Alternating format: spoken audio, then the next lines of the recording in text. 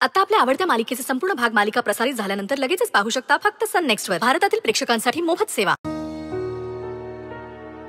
माझे वडील लहानपणीच वारले. तेव्हापासनं आमच्या आईनं बाप होऊन आमचा सांभाळ केला आणि त्या स्पर्शाला मी बी परकी झालेच की. म्हणजे साखरगाव सोडलं, मुंबईत आले आणि इथं घरातलं कोणी बी नाही. आणि जे घडणार ते घडणार, जे घडलं ते घडलं. मग सारखा सारखा त्याचाच विचार करून स्वतःला दोष देण्यात काय उपयोग आहे.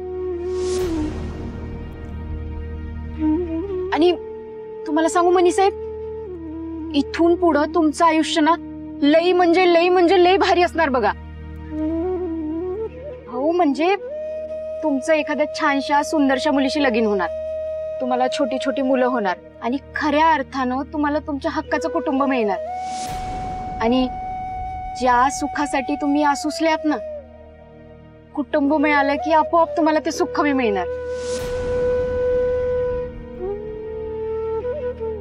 मनी साहेब, काय बाबा, मी केव्हापासून एकटीच बडबड करते, पण तुम्ही काही हसना. अहो सांगा, या स्वानंदीने असं काय करायला पाहिजे जेणेकरून हे मनी साहेब असे हसतील, त्यांच्या चेहऱ्यावर हसू येईल.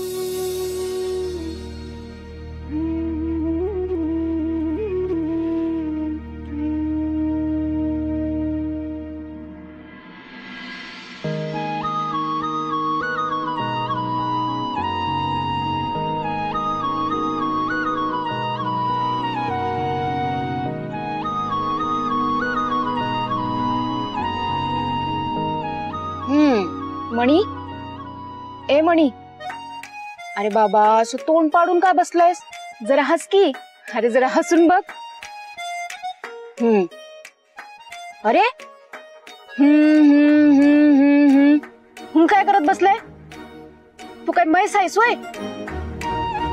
अरे जरा हसून बघावं माणसानं. मला माहितीये तुझ्या आयुष्यात लई दुःख आहे. आयुष्याच्या पुढे काही मोठं असतं का? काय बी मोठं नसतं, दुःख बी मोठं नसतं. तुला बोलायला काय जातंय? ज्याला दुःख मिळतं त्यालाच कळतं. जाऊ दे, तुला नाही कळायचं. अरे असं कसं नाही कळायचं? अरे तू बोलून तर बघ, बोललं की सगळं कळतं. मला माहितीये तुला दुःख आहे, पण जरा बोलावं, सांगावं, म्हणजे बघ तू बी माझ्यासारखाच कसं हसणार.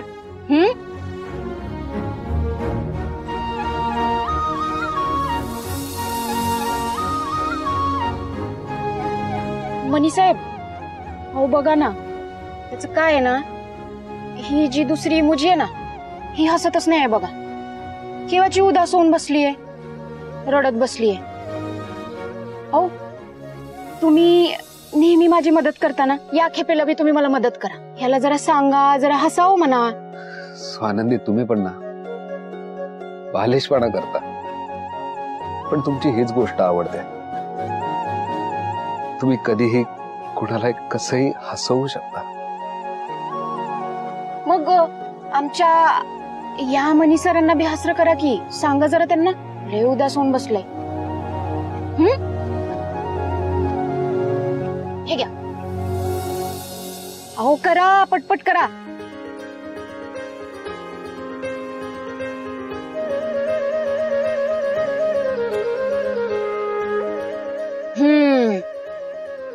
आता कसं छान वाटतंय.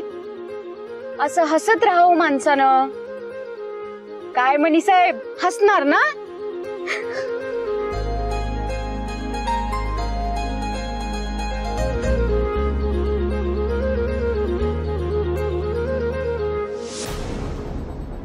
ओ मॅडम, हो काय बोलताय तुम्ही? हा नाही नाही नाही, हे खूप रिस्की हो. मला स्वानंदीला बघून राग येतो.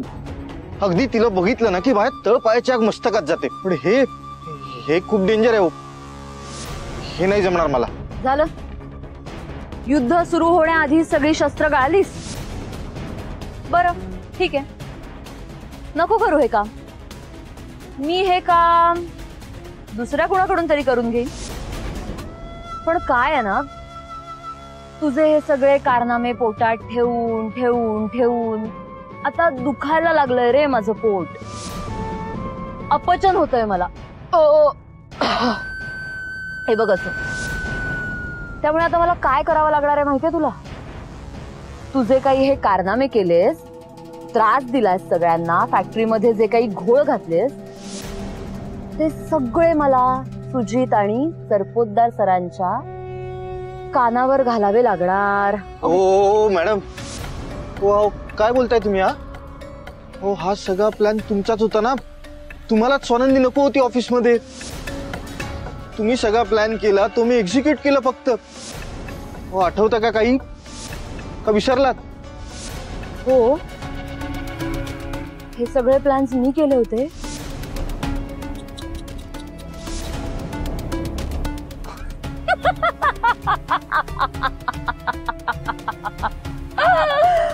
बरं चल, उद्या हे सगळं सुजित आणि सरपोतदार सरांसमोर उघडकीस आलंच तर ते कुणावर विश्वास ठेवतील रे? तुझ्यावर की माझ्यावर?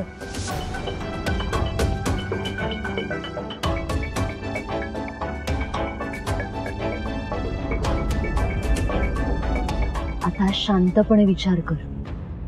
स्वानंदीला आपल्या फॅक्टरीतून घालवायची ही शेवटची संधी असं समज, आणि या संधीचा आपण फायदा घ्यायलाच हवा.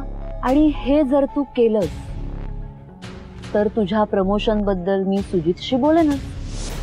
अरविंद, या सगळ्यात ना मला तुझाच फायदा दिसतो. तू बघ आता काय करायचं ते.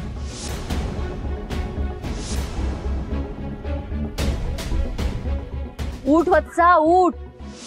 जी शस्त्र गाळली आहेस ना ती उचल आणि हो युद्धाला तयार.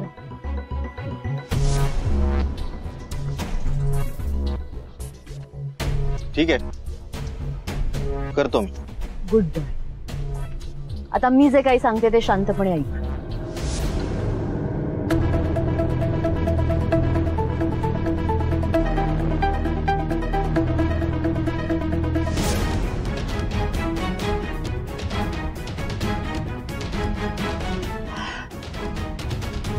आणि स्वानंदीचं ड्रिंक स्पाइक करून ती बेशुद्ध झाली की फोटोच काढायचे. बास, इतकंच करायचंय तुला अरविंद. पण मॅडम, हा प्लॅन वर्क होईल ना? नाही म्हणजे काही गडबड झाली तर? गडबड होण्याचा चान्सच नाही अरविंद.